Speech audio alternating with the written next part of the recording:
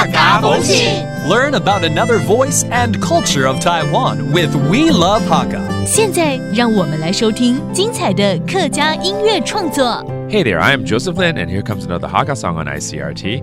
Music from Zumi right here, or Romy, with her latest Hakka album called Zemmoy, and the title is actually named after her grandmother's name.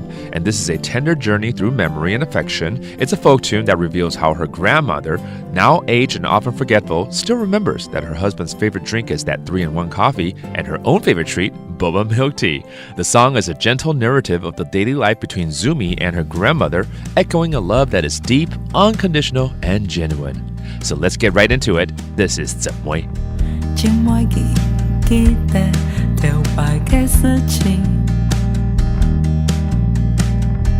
故作危險玩嘅女兒，馬嘅都唔記得係唔係快，卡快樂。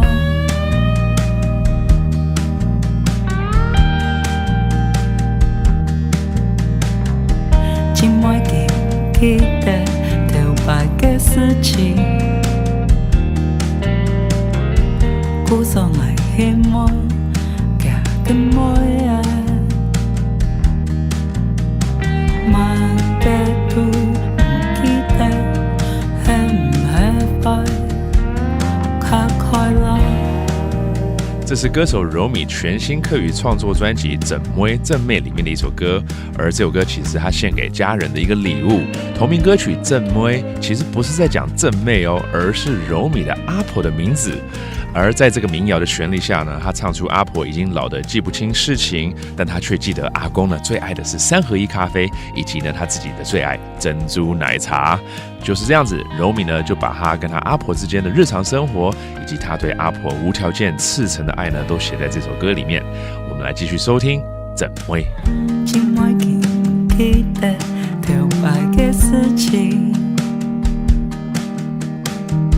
故作危險玩嘅欣賞，馬嘅都唔記得係唔係快，卡快樂。听完这首柔米的《怎么》，是不是也想起自己的阿公和阿婆呢？ That was another Hakka song on ICRT by Zumi called《怎么》, all about her grandma. Hope you enjoyed it. My name is Joseph Lin, and we will see you next time. 客家风情由客家委员会监制。We Love Hakka has been brought to you by the Hakka Affairs Council.